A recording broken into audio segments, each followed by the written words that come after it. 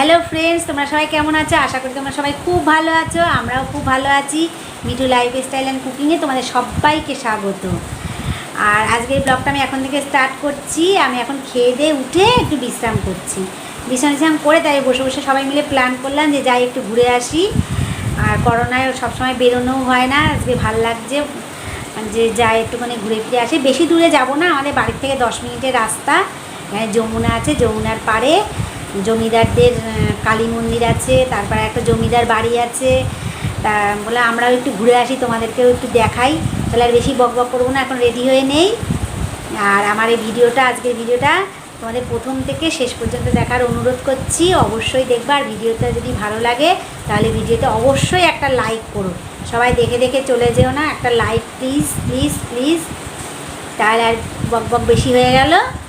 চলো আমাদের সঙ্গে আমরা বেড়াতে যাই।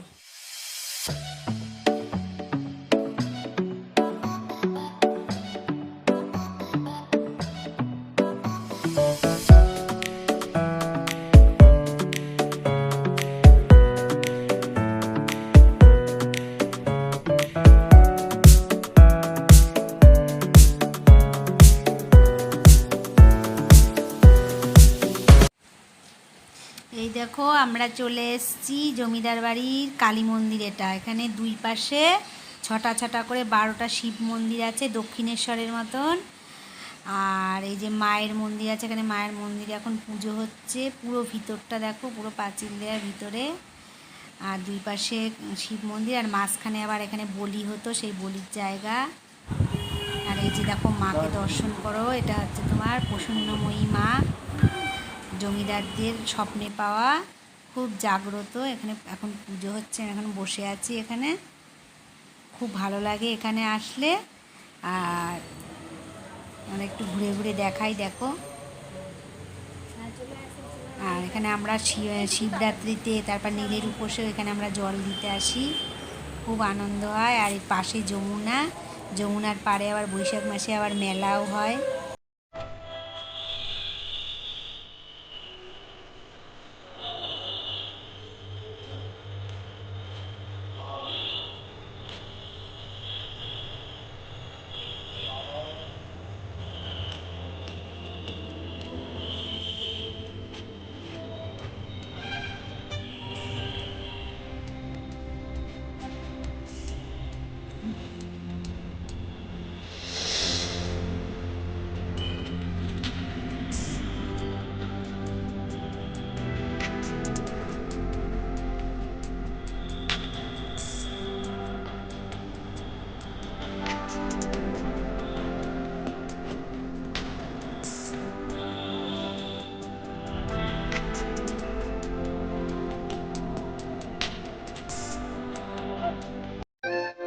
আমরা যে মন্দির টন্দির দেখে এবার বেরিয়ে পড়েছি। এ দেখো, যমুনা আমাদের পিছনে দেখা যাচ্ছে, কি সুন্দর। আর এই জায়গাটা খুব সুন্দর লাগে আসলে।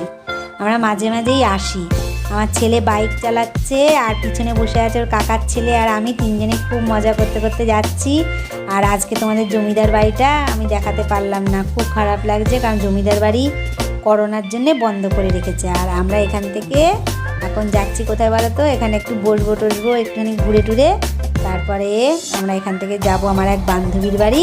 আর আজকে আমরা খুব মজা করছি আর খুব আনন্দ লাগছে। বান্ধবীর বাড়িতে গিয়ে আবার দেখা হচ্ছে।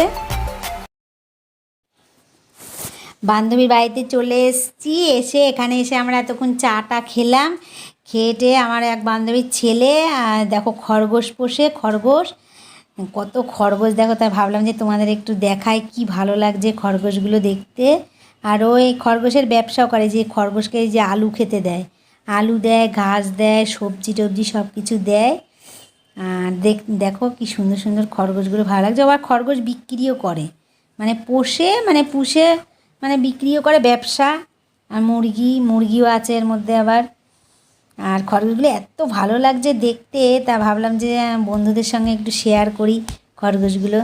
তার জন্যে খরগোশগুলো তোমাদের দেখানোর জন্য আমি আবার একটুখানি ভিডিও করে রাখলাম, যে তোমাদের সাথে শেয়ার করলে আমার ভালো লাগবে, তোমাদেরও ভালো লাগবে।